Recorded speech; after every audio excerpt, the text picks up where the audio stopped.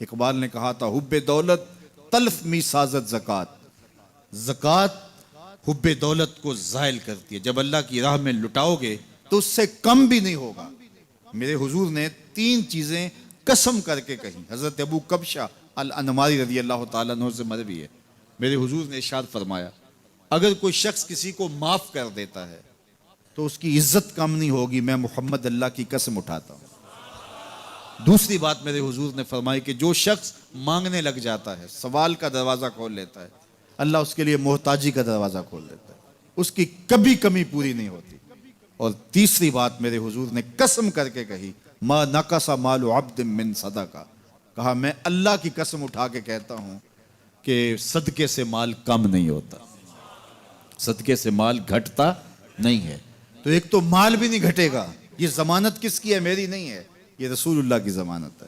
ایک تو مال بھی کم نہیں ہوگا، اور دوسرا یہ ہے کہ حب دولت ختم ہوگی۔ حب دولت تلف می سازت زکات، یہ ماہ سیام آ رہا ہے تو زکات سے حب دولت کو کم کیجئے، بلکہ صدقات دیجئے، نفلی صدقات کیجئے، غرباء کی مدد کیجئے، مساکین کی مدد کیجئے، اپنے غریب محتاج رشتہ داروں پہ غور کیجئے، ان کی مدد کیجئے، اپنی ہمسائیگی میں دیکھیے، پردے سے مدد کیجئے، ان کی عزت نفس بھی مجروح نہ ہو۔ یہ جو نمائش لگا کے 10 اخباروں میں چھپوا کے لوگوں کی مدد کرتے ہیں، اس سے گریز کیجئے۔ کبھی سوچیں کہ اگر آج کسی کی بیٹی لائن میں کھڑی ہے تو کل اگر یہ مرحلہ میری بیٹی کے لیے آ جائے تو پھر میرا مزاج کیا ہوگا؟ تو عزت نفس کا خیال رکھیے، لوگوں کی غربت کا تماشا نہ اڑائیے، اور لوگوں کی جو ہے وہ محتاجی کو اپنی تسکین کا ذریعہ نہ بنائیے۔ یہ تو اللہ نے تمہیں دیا اور انہیں نہیں دیا، اور وہ آزمائش کی گھڑی میں کھڑے ہیں، تم ان کے ساتھ کھڑے ہو جاؤ۔ تو لوگوں کی مدد کیجئے، دکھیوں کے کام آئیے، مساجد کی جو ہے وہ تعمیر کیجئے، مدارس دینیا کے ساتھ وابستہ رہیے، اور لوگوں کی فلاح کے لیے، بہتری کے لیے کام کیجئے۔ اللہ نے آپ کو دیا ہے، یہ مال یہاں رہ جانا ہے۔ میرے حضور نے فرمایا ابن آدم کہتا ہے میرا مال میرا مال، اس کا مال وہ ہے جو اس نے کھایا یا پہنا اور پرانا کر دیا یا آگے بھیج دیا، باقی اس کا نہیں ہے، وہ وارثوں کا ہے۔ مرتے ہی ورثہ بن جائے گا، مرتے ہی ترکہ بن جائے گا، کفن بھی میلا نہیں ہونے دیں گے کہ بعض اولادیں تو بانٹ لیتی ہیں۔ اللہ اکبر، وہ گھر جو ان کے لیے بنایا تھا، ایک رات بھی تجھے اس گھر میں رکھنے کے لیے تیار نہیں ہوں گے۔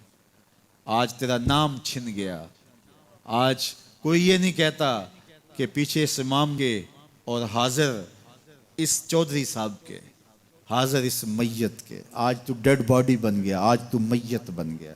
آج خان صاحب، ملک صاحب، چودھری صاحب، پیر صاحب، مفتی صاحب، تیرے سارے ٹائٹل چھین لیے گئے۔ آج پیچھے اس امام کے اور دعا واسطے حاضر اس میت کے، آج تو میت بن گیا۔ آج تیرا لباس بھی پھاڑ کے اتارا ہے، آج تیرے انگوٹھے باندھ دیے گئے ہیں، ناک میں روئی ٹھونس دی گئی ہے۔ آج تو غسال کے رحم و کرم پہ ہیں، وہ تجھے ادھر الٹ دے یا ادھر پلٹ دے، اب تیرے پاس کوئی اختیار ہی باقی نہیں رہا۔ میاں صاحب بولے جان دیواری ڈرونا بنےوں تے ہاتھ نہ لاندے ڈرتے۔ آج اولاد بھی دور ہے، پوتے اور پوتیاں بھی ڈرتی ہیں، جان دیواری ڈرونا بنےوں تے ہاتھ نہ لاندے ڈر دے، جنہ لئی تو پاپ کمائے اج کتھے نہیں تیرے کر دے۔ آج سارے چلے گئے، تو آج اپنے ہاتھ سے اپنی زندگی کو سنوارنے کے عمل کی طرف بڑھیں اور راہ خدا میں خرچ کریں، دکھیوں، مجبوروں اور لاچاروں کے کام آئیں۔ اللہ آپ کی مدد کرے گا اور حب دنیا کم ہوگی۔ اللہ تعالیٰ جل شانہ نے سورہ عادیات میں پہلی 5 آیات میں قسمیں کی، پھر 3 آیات میں جو ہے وہ حضرت انسان کی وہ کمیاں، کوتاہیاں جن کی بنیاد پر باقی گناہ سرزد ہوتے ہیں ان کو بیان کیا، اور اس کے بعد پھر علاج بھی قرآن نے بتایا، اور کس قدر اس کو چوٹ لگائی۔ افلا یعلم اذا بعثر ما فی القبور وحصل ما فی الصدور ان ربهم بهم یومئذ لخبیر۔ افلا یعلم اذا بعثر ما فی القبور، اے اکڑ کے چلنے والے، اے ناشکر انسان، اے دولت کے پجاری، وہ وقت یاد کر جب تو قبر سے اٹھایا جائے گا۔ اس وقت کفن بھی چھین لیا جائے گا، اب سب کو چھین لیا گیا، دولت، بینک بیلنس، تیری جائیدادیں، پلازے، گاڑیاں، گھر، کوٹھیاں، بنگلے، سب کچھ یہیں رہ گیا، صرف ایک چادر کفن کی لے کے جا رہا ہے۔ لیکن جب قبر سے اٹھایا جائے گا یہ کفن کی چادر بھی رہ جائے گی، برہنہ اٹھایا جائے گا۔ اللہ اکبر! نہ پاؤں میں جوتے، نہ سر پہ پگڑی، نہ بدن پہ کپڑا، برہنہ اٹھایا جائے گا۔ سیدہ عائشہ رضی اللہ تعالیٰ عنہ نے سنا تو کانپنے لگی، عرض کی حضور قبر سے برہنہ اٹھائے جائیں گے تو ایک دوسرے سے حیا نہیں آئے گی؟ فرمایا عائشہ معاملہ اس سے بھی آگے ہے، کسی کو ہوش ہوگی تو حیا آئے گی، ہوش اڑے ہوئے ہوں گے، خوف قیامت طاری ہوگا، قبروں سے یوں لوگ اٹھائے جائیں گے۔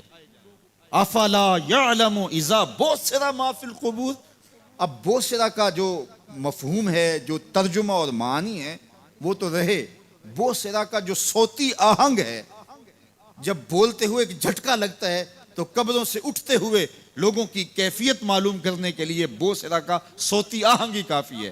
افلا یعلم اذا بوسر ما فی القبور وحصل ما فی الصدور، حصلہ کے اوپر جو تشدید ہے، یہ معنی کو کتنی خوبصورتی کے ساتھ ایک مجسم پیکر میں سامنے لا رہی ہے۔ اللہ فرماتا پھر وہ وقت آئے گا جو سینے میں ہوگا وہ تشت ازبام ہو جائے گا۔ آج آپ مجھے نیک سمجھتے ہیں، میں آپ کو اچھا سمجھتا ہوں، لیکن میرے سینے کے اندر کیا چل رہا ہے یہ آپ کو نہیں پتا۔ یہ میں تقریر چہک چہک کے کر رہا ہوں، اس کے پیچھے کیا ہے؟ میں آپ کے دل اپنی جانب موڑنا چاہتا ہوں، آپ کی جیبیں خالی کرنا چاہتا ہوں، یا میں آپ کے سامنے پاک اور ستھرا اور بڑا جو ہے وہ نیکوکار بننا چاہتا ہوں، یا میرا مقصد رضائے الہی ہے؟ یہ مجھے پتہ ہے، آپ کو نہیں پتہ۔ آپ کہاں ہیں، کہاں کھڑے ہیں، میں آپ کو اچھا سمجھتا ہوں، لیکن آپ کو پتہ ہے کہ ہم کہاں کھڑے ہیں۔ لیکن قیامت کے دن یہ ساری چیزیں سامنے آ جائیں گی۔ وَحُصِّلَ مَا فِي الصُّدُورِ، اور سورہ الطارق میں فرمایا یوم تبل السرائر فما لہو من قوت ولا ناصر، اس دن سارے راز کھول دیے جائیں گے اور کوئی طاقت نہیں ہوگی جو ان رازوں کو کھلنے سے روک سکے گا۔ آج طاقتور کی بات نہیں کھلتی اور کمزور کی بات اچھال دی جاتی ہے، لیکن وہ وقت آنے والا ہے یوم تبل السرائر فما لہو من قوت ولا ناصر، نہ زور کے بل پہ، نہ زر کے بل پہ، نہ کسی اور بل پہ کسی کام کو روکا جا سکے گا، ہر شے تشت ازبام ہو جائے گی۔ وہ کتنا سخت دن ہوگا، اے داور حشر میرا نامہ اعمال نہ پوچھ، اس میں کئی پردہ نشینوں کے بھی نام آتے ہیں، تو وہ کتنا سخت دن ہوگا۔ وَحُصِّلَ مَا فِي الصُّدُورِ إِنَّ رَبَّهُمْ بِهِمْ يَوْمَئِذٍ لَخَبِيرٌ، بے شک ان کا رب اس دن ان سے خوب باخبر ہوگا۔ وہ آج بھی باخبر ہے، لیکن آج کئیوں کو یقین نہیں کہ وہ باخبر ہے، لیکن اس دن سب کو یقین ہو جائے گا کہ میرا رب اس سے باخبر ہے۔ جب پرانی تصویریں چلنا شروع ہو جائیں گی، جب ساری ویڈیو سامنے آ جائے گی، زندگی میں جو کیا، تنہائی میں، اعلانیہ، خفیہ، جہاں جہاں جو کیا، داد عیش دی، سب کچھ تشت ازبام ہوگا، سب کچھ جو ہے وہ سکرین پہ چل رہا ہوگا، کوئی چیز بھی تشت ازبام ہونے سے نہیں رہ جائے گی۔ تو پھر بندہ کہے گا اوہو یہ تو سب میرے مالک کو پتا تھا، لوگوں کی نظروں سے چھپ سکا، رب کی نگاہوں سے تو نہیں چھپ سکا، اس کی نگاہوں سے کون چھپ سکتا ہے؟ یہ یقین آج اپنی روحوں میں اتار لو، اچھی طرح سے جذب کر لو۔ گناہوں سے بچنے کا اکثیر نسخہ ہے یہ یقین کہ میرا رب مجھے دیکھ رہا ہے۔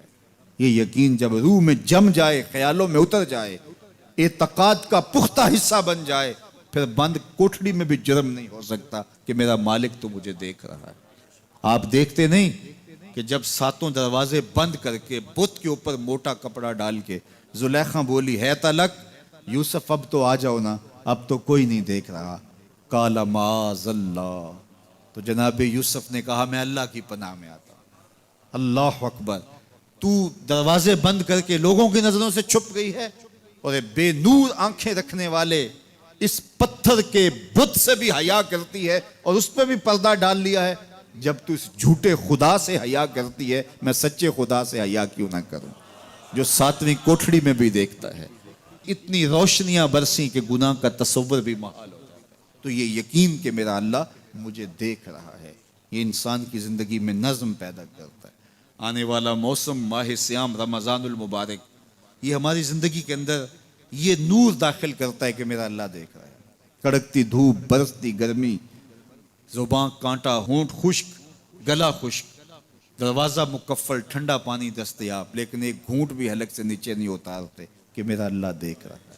وضو کرتے بھی احتیاط کرتے ہیں کہ میرا اللہ مجھے دیکھ رہا ہے. کرتے ہیں کہ نہیں کرتے؟ یہ نور ملتا ہے کہ نہیں ملتا؟ اس کو پھر جذب کر لینا چاہیے تاکہ یہ زندگی میں چھا جائے. کیونکہ جو رمضان میں دیکھتا ہے وہ غیر رمضان میں بھی دیکھتا ہے. اور پھر پانی نہیں پیتے کہ اللہ دیکھ رہا ہے، کھانا نہیں کھاتے اللہ دیکھ رہا ہے، لیکن جب آنکھ بھٹکتی ہے تو اس وقت اللہ نہیں دیکھتا. جب خیال بہکتا ہے تو اس وقت اللہ نہیں دیکھتا. رشوت میز کے اوپر سے لے رہے ہوں یا نیچے سے لے رہے ہوں تب نہیں اللہ دیکھ رہا ہوتا. اللہ صرف کھانے اور پینے کو دیکھ رہا ہوتا ہے. یہ جو ایک نور آیا ہے اس کو جذب کر لیں، پوری زندگی میں پھیلا لیں. تو اسی لیے رمضان تقوی بانٹتا ہے، روزہ تقوی بانٹتا ہے، زندگی میں نور اور روشنیاں بھر دیتا ہے.